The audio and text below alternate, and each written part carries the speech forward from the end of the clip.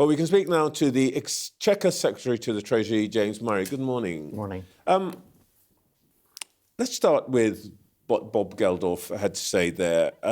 He was clearly sceptical about the impact of recognising a Palestinian state at this time, as called for by, I think, a couple of hundred, more than 100 of your backbenchers. Is he right?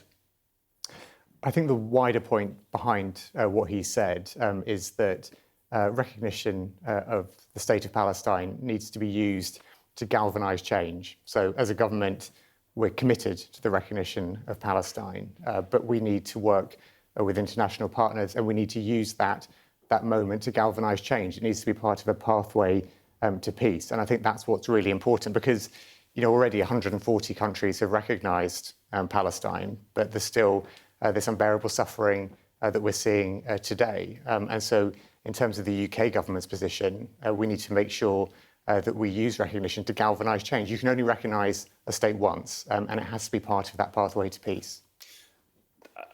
It's still not entirely clear to me where the government is on this. Will you follow the advice of backbenchers and join the French in promising to recognise a Palestinian state without conditions in September? Well, I can say that we're unequivocal about our commitment to recognising Palestine. We think it is... Yeah, but it's a matter of timing. No, when you say part of the process, and timing is essential to that process. So when are you thinking about doing this? Well, let me just say two points. Firstly, in terms of the principle, we are fully committed to recognition of Palestine. That's unequivocal. The Prime Minister has made that absolutely clear. It's not a question of if.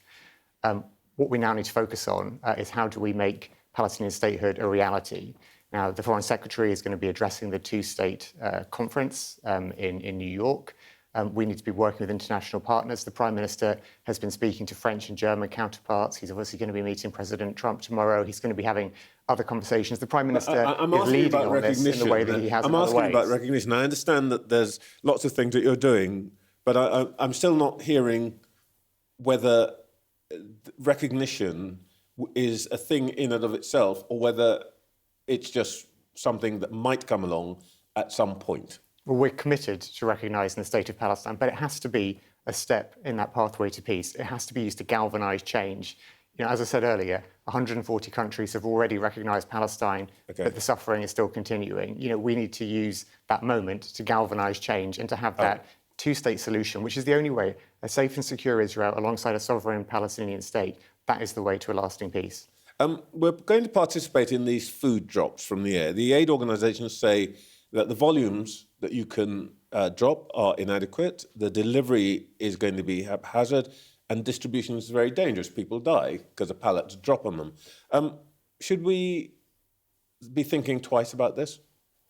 Look, I absolutely accept and recognise that there are real limits and drawbacks with airdrops when it comes to aid. But I also think that until the restrictions are lifted, until aid is able to get in at the scale and the quantity that is needed, we need to be doing everything we possibly can to help. And that's why we're working with the Jordanian authorities to get aid in through airdrops. As I said, I recognise the limits absolutely and the drawbacks with that, but we need to be doing everything we can. This is desperate and urgent. How do you respond to the Israeli announcement this morning of humanitarian corridors and what it's called a tactical pause in the fighting in these three areas? Well, I think what we can see is the situation is desperate and horrifying and completely unbearable, and we need to get that aid in there. The aid needs to be getting unrestricted. But do you think the Israeli action will help you do that? Well, what we need, let's focus on where we need to get to. We need a full ceasefire. We need the hostages to be released. We need aid to be able to get in, and that is the way to then be able to move forward on this pathway to peace I was talking about. I'd rather focus on whether people are going to get food today. Will the Israeli action help that to happen? Well, let's see what happens with that. But as I said, what we are not going to lose sight of is the importance of fully lifting restrictions on aid getting in, so that it can get in at the quantity that is needed to make sure that we can move this forward. And that's part of having a ceasefire, hostages released, and bringing this to an end. All right. The Prime Minister's going to meet the President tomorrow, we understand. Of course, there'll be the usual exchange of pleasantries about what good friends they are. We don't need to go over that. What does Sir Keir want to get out of this meeting?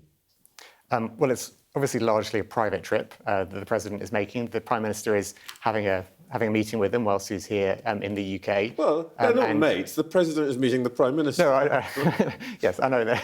What does the prime minister want? Yeah, well, look, I'm sure he'll be discussing issues which you can very easily imagine around what's happening in Gaza, Ukraine. Trade deal, of course, very important that we're the first and still the only country to secure that trade deal with the US because of the Prime Minister's leadership in this area.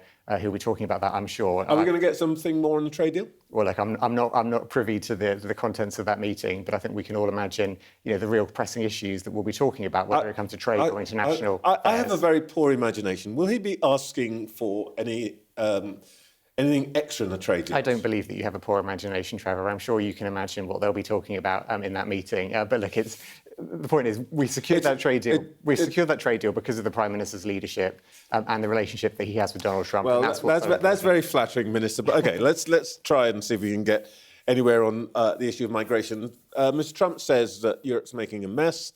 We should follow his lead in reducing illegal immigration, cancel offers of settlement, mass deportations, even sending people to El Salvador. Just start with one thing. The Labour peer that Maurice Glassman told me this week on Politics Hub that we should deploy the Navy in the Channel. Why not? Well, what we need to do is to smash the gangs who are smuggling people across the Channel. We need to make sure the huge backlog of asylum applications. You guys have been saying smash the gangs in this room week after week after week. Yeah, and this year, 20,000, record numbers, 50% up. Why not deploy the Royal Navy? Let me also tell you what we've been saying week after week, which is that we are absolutely focused on this, but it's not easy. This is not a single switch you can flick. This is not something you can fix overnight.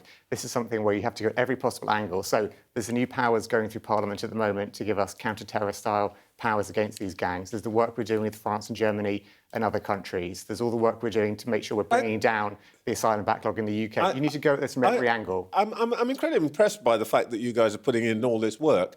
The problem is that all this work is producing record numbers coming across the Channel. And I'm just wondering whether it's time to do something new. And this suggestion of the Royal Navy, I mean, by all means say no, you think it's a mad idea, but why not? Well, it's all the work that we're doing has also produced 35,000 people with no right to be here being deported, asylum decisions doubling. We're reducing the number of hotels being used for asylum accommodation. We're making progress, but this is a big problem to crack, and it will not happen overnight. Look, let's leave aside the issue of reform voters for a minute, because they're clearly not hearing what you're saying. Let's just think about what is happening in Epping and Diss and in Norwich. We reported yesterday over the use of asylum hotels. Shouldn't you just start? You keep saying you want to end the use of asylum hotels, but there appear to be more being used. Maybe a good way of signalling what you want to do is by closing the one in Epping, which is what the local council wants you to do. Well, we're going to end the use of asylum hotels over this Parliament. And we've been clear that at the peak, under the last government, there was about 400 hotels being used. That's down to just over 200 now, and more are going to be closing in the coming months. And look, we really do understand people's frustration with this. £6 million a day. And it was 9 million at its peak under the Conservatives. We need to make sure we keep bringing down those costs and get on with closing asylum hotels, which we've committed to do over this Parliament. Well, I'm just asking, what's the position on this one in Epping?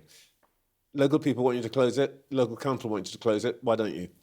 Well, look, I'm not going to comment on specific cases, but I do understand people's frustration. And whilst obviously there can never be any place for criminal violence, there's absolutely a right for people to protest about this. And I absolutely get why they're so frustrated by asylum hotels, because we're frustrated too, and we want to bring it down. And that's why it's been a focus since But they're not the government, you are. Yeah, and that's why it's been a focus for us. One of our MPs this week said that the Home Office and local authorities are competing for accommodation. Home Office wants to put asylum seekers in these hotels. Local authorities want to put homeless families. Do you recognise that might be part of the reason that there is local anger?